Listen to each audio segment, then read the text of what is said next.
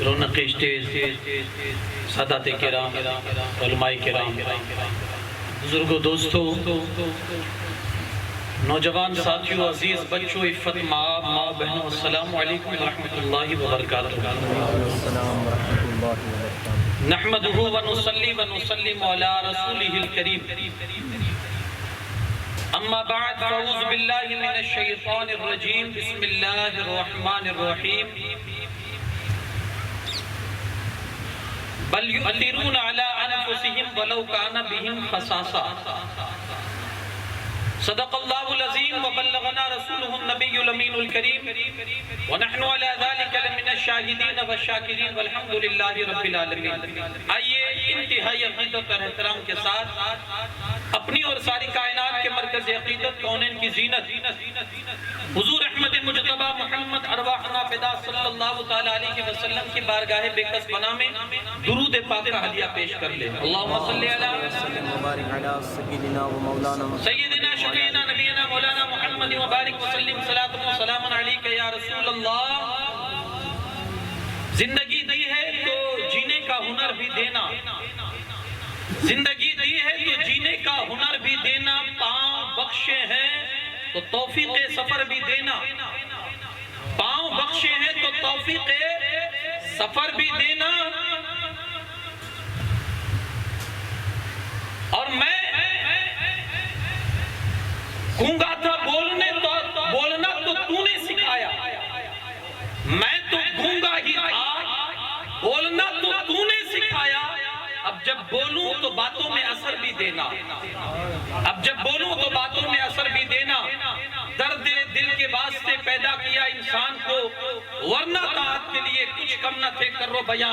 एक बार और जी लगा कर दुरूद पाक पढ़े। अल्लाहुम्मा सल्लि अला सय्यिदिना व मौलाना मुहम्मद सय्यिदिना शफीना नबीना मौलाना मुहम्मद व बारिक व सल्लिम सलातुन व सलामुन अलैका या रसूल अल्लाह सल्लल्लाहु तआला अलैहि वसल्लम। हज़रात, आज हम और आप मरहूम यूसुफ भाई के तीजे की मजलिस में उनके इसाले सवाब के कर्ज से हाजिर आए हैं। सबसे पहले अल्लाह रब्बुल इज्जत की बारगाह में दुआ करें, अल्लाह पाक उनके सगीरा कबीरा गुनाहों को माफ फरमाए, उनके सय्यात को दरगुजर करे और उनके हसनात को कबूल फरमाए, उनके पसमानदगान को अल्लाह सब्र जमील और अजर अजीम नसीब फरमाए। हज़रात, जिस आय करीमा की तिलावत का मैंने शरफ हासिल किया, अल्लाह रब्बुल इज्जत फरमाता है सहाबाए किराम की एक सिफत, उनकी खूबी को कुरान यूं बयान करता है कि वो लोग हैं जो खुद भूखे रहकर औरों को खिलाया करते हैं, जिनके अंदर इंसानी खिदमत का वो जज्बा मौजूद रहता है कि कायनात की कोई ऐसी शख्सियत नहीं है जिसके अंदर वो खिदमत का जज्बा किसी और के अंदर हो। और अल्लाह ने इंसान को बनाया ही है कि वो दूसरों के काम आए। अल्लामा इक़बाल कहते दर्द दिल के वास्ते पैदा किया इंसान को, दर्द दिल के वास्ते, वरना ताअत के लिए फरिश्ते कम न थे। हमारी जिंदगी अपनी नहीं है, औरों के लिए है। इस चीज को आप समझे। मैं आपको एग्जांपल दूं, मिसाल दूं। आपने देखा कि किसी भैंस ने अपना दूध खुद पिया हो? आपने देखा है कि किसी दरख्त ने अपना फल खुद खाया हो? आपने देखा है किसी दरिया ने अपना पानी खुद पिया हो? भैंस हमेशा दूध दूसरों के लिए देती है, दरख्त हमेशा फल दूसरों के लिए देता है, दरिया पानी हमेशा दूसरों के लिए देता है। गोया कुदरत का ये निजाम है, तुम्हारे पास जो कुछ है तुम्हारा अपना नहीं, औरों के लिए खर्च करने के लिए। कुदरत के इस निजाम को समझे, अल्लाह के इस निजाम को समझे। हमें औरों के लिए पैदा किया है, और जो ये समझता है मेरी जिंदगी मेरी अपनी है, वो कभी भी अपनी जिंदगी का लुत्फ हासिल नहीं कर सकता है। मैं आपको बताऊं, एक हकीम के पास कुछ लोग आए और आकर कहते हैं कि हकीम साहब बेहतरीन जिंदगी गुजारना चाहते हैं, कुछ नुस्खे दीजिए। बेहतरीन जिंदगी गुजारना चाहते हैं, कुछ नुस्खे दीजिए। हकीम साहब ने कहा ये नुस्खा पाने के लिए तुम्हें रात में मेरी सबने कबूल कर लिया जी कोई बात नहीं, दावत खाने के लिए हम रात में आपके घर आते हैं। हकीम साहब ने एक दस्तरखान सजाया और सूप बनाया, सूप सबके लिए, कटोरों में सूप भरा और 1-1 मीटर का लंबा चम्मच सबको दिया, 1-1 मीटर का, और कहा सूप पीजिए। अब 1 मीटर का लंबा चमची हो और उससे अगर हम सूप पिए तो हम कैसे पी सकते हैं? पॉसिबल ही नहीं। हर कोई एक दूसरे का चेहरा देखने लगा कि यार 1 मीटर के बड़े चमचे से ये सूप कैसे पिए? कोई नहीं पी सका, सब मुंह लटकाए हकीम साहब को देखने लगे। कहा हुजूर नहीं पिया जा सकता, इतनी बड़ी चमची है कि नहीं पी सकते, अब आप ही बताइए कि हम कैसे पिएंगे? हकीम साहब ने कहा रख दो चमची। सबने चमची रखी, हकीम साहब ने उठाई और चम्मच सूप से भरी, और सूप से भरने के बाद हकीम साहब के सामने जो आदमी बैठा हुआ था उसके मुंह के करीब किया और कहा पी। उसने जब पी ना तो चारों तरफ से चमची उठी और सबने एक दूसरे को पिलाना शुरू कर दिया, सबने सूप पी के पेट भर लिया। क्या सबक मिला?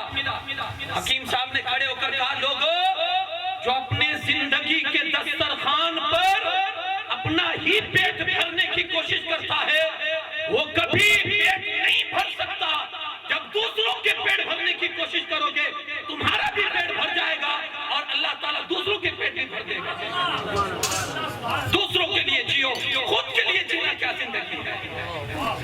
खुद के लिए तो जानवर जीते हैं, दूसरों के लिए जीने का हुनर अपने अंदर पैदा करो और यही जिंदगी असल जिंदगी है। आप किसी के काम आ जाओ, आप किसी के काम आ जाओ। एक बेहतरीन इंसान की मिसाल हमारे बुजुर्गों ने लिखी है। आप गिनती आपको आती है ना? 1 से 10 तक में 0 भी आता है।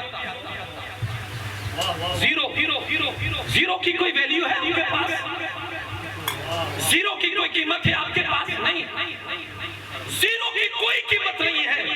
लेकिन वो 0 मेरे भाइयों 0 की तरह बनो। आज लोग हीरो की बात करते हैं ना, मैं 0 की बात करता हूँ। 0 बनो। 0 की कोई कीमत नहीं होती, लेकिन वही 0 जब किसी भी गिनती के साथ जुड़ जाता है ना तो उसको दुगनी कीमत बना देता है। 0 बनो। वही 0 जब किसी के साथ जुड़ जाता है ना उसकी कीमत बढ़ जाती है। आप कुछ ना हो, भले कुछ ना हो, लेकिन किसी के बाजू का सहारा बनो तो आप भी कीमती बन जाओ, आप भी कीमती बन जाओ। मेरे पास बहुत वक्त नहीं है, वरना इस टॉपिक पर मैं बहुत कुछ आपको बता सकता था। हमारे असलाफ की जिंदगी, पूरी जिंदगी आप देख लेंगे, उन्होंने जिंदगी ही गुजारी दूसरों के लिए, जिया दूसरों के लिए, तो अल्लाह ने उन्हें हमेशा की जिंदगी दे दी।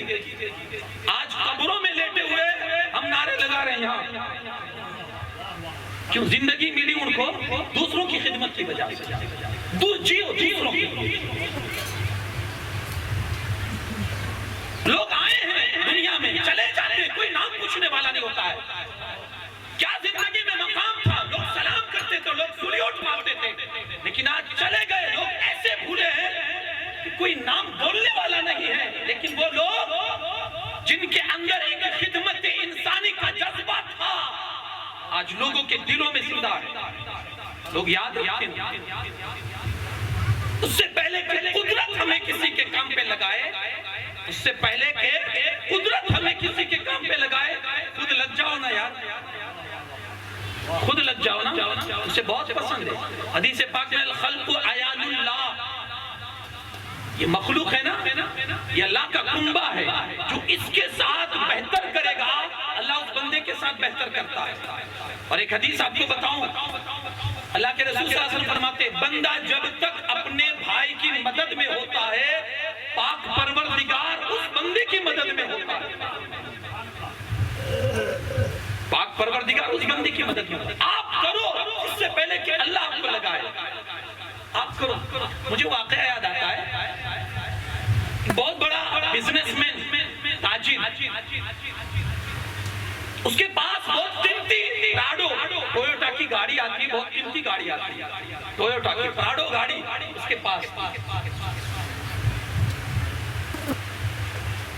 उसके दरवाजे पर एक सुराख का धब्बा था, किसी के पत्थर मारने से वो धब्बा हो गया था, सुराख हो गया था। लेकिन उस बिजनेसमैन ने इतनी कीमती गाड़ी पर कभी उस धब्बे को रिपेयर नहीं करवाया, उसी पोजीशन में रखा। किसी ने उससे पूछा, और जब कोई उससे पूछता तो वो एक ही बात करता, ये यार तुम इतने बड़े करोड़पति हो, कम से कम ये गाड़ी के दरवाजे में जो धब्बा पड़ चुका है, जो सुराख हो चुका है, उसको रिपेयर तो करवाओ, तुम्हारे पास क्या कमी है? तो उसकी आंखों से आंसू निकल जाते। वो ताजिर कहता था, उसका जुमला सुने, वो ताजिर कहता था कि जिंदगी की दौड़ में इतने तेज मत निकल जाओ कि किसी को गाड़ी रोकने के लिए ईंट पत्थर इस्तेमाल करना पड़े। जिंदगी की गाड़ी में इतने तेज न निकल जाओ कि किसी को गाड़ी रोकने के लिए पत्थर फेंकना पड़े। लोग कहते यार ये कैसी बात करते हो आप? तो कहा सुनो, एक जगह से मैं देहात से, गामड़े से मैं गुजर रहा था, एक छोटा सा बच्चा, छोटा सा लड़का रोड के किनारे पत्थर लेकर खड़ा था। जैसे मेरी गाड़ी को उसने देखा तो उसने हाथ ऊंचा किया, मैंने गाड़ी को स्लो किया, मेरी गाड़ी के सामने आ गया। जैसे ही मैंने गाड़ी को स्लो करके उसके करीब में पहुंचाना तो उसने जो हाथ में पत्थर था ना, खींच के मेरी गाड़ी पर मारा, और उसी के मारने से मेरी गाड़ी के दरवाजे पर सुराख हो गया। मैं झट से गाड़ी से नीचे उतरा और गुस्से में था, इतनी कीमती गाड़ी पर उसने धब्बा कर दिया, सुराख कर दिया। जल्दी से नीचे उतरा और डांटने लगा, नालायक समझते नहीं हो, इतनी बड़ी कीमती तुम्हारा बाप भरेगा इसका जुर्माना, ये गाड़ी को मेरी नुकसान पहुंचा दिया, ये कर दिया, वो कर दिया। बच्चा सर झुका के खड़ा रहा, आंखों में आंसू निकल रहे थे बच्चे के। कहा साईं मैं क्या करूं? बच्चा कहता है साईं मैं क्या करूं, मेरा बाप वहां नदी के किनारे अपनी व्हील चेयर कुर्सी से नीचे गिरा हुआ है, उसका वजन इतना है कि मैं अपने बाप को उठा नहीं सकता हूं। मैं गांव वालों को चीख कर कहता हूं चलो मेरी बाप की मदद करो, लेकिन कोई नहीं सुनता है। तो मजबूरन मेरे पास आखिरी रास्ता यही था कि मैं पत्थर मारकर तुम्हें रोक दूं। मर्द का जो गुस्सा था जब उसने सुना ना, उसकी बात सुनते ही सारा गुस्सा उतर गया। कहा बेटा कहाँ है तेरा बाप? कहा वो नदी के किनारे गया, निचाई थी, उतरा तो देखा कि एक अपाहिज बाप वजनी था और व्हील चेयर कुर्सी से नीचे गिरा हुआ था, और वहां कुछ खाने का सामान भी गिरा हुआ था। ऐसा लगता था कि खाना किसी से मांग के आ रहे हैं और बच्चे से संभल नहीं गया उसका बाप, वो नीचे गिर गया है, बच्चा उठा नहीं सकता था, इसलिए मदद मांग रहा था। का उसने आदमी को उठाया, कुर्सी पर बिठाया और ऊपर चढ़ाया, और ऊपर चढ़ाने के बाद उसने अपने जेब से 50,000 रुपए निकाले और उनको दिए। मैं अर्ज कर रहा था कि उसने रकम निकाली और उस बाप के जेब में डाली और उससे कहा कि जिंदगी में कोई जरूरत हो तो मुझसे कहना। पूरे वाकया का मकसद सिर्फ ये है कि आप भी उस वक्त का इंतजार न करें कि कुदरत आपको पत्थर मार के किसी की खिदमत पर लगाए। कुदरत हमें किसी मुसीबत में डाल के किसी की खिदमत में लगाए, इससे पहले हम किसी के काम आ जाएं। असल जिंदगी वही है मेरे भाई। बहुत कुछ बोलने के लिए है। अल्लाह के रसूल सल्लल्लाहु अलैहि वसल्लम मेराज में तशरीफ ले गए तो आपने देखा एक सहाबी बड़े मजे के साथ, या हुजूर ने देखा कि एक सहाबी मजे के साथ जन्नत में घूम रहे हैं। हुजूर ने पूछा मेरे सहाबी अल्लाह ने किस बुनियाद पर तुम्हें जन्नत का हकदार बनाया?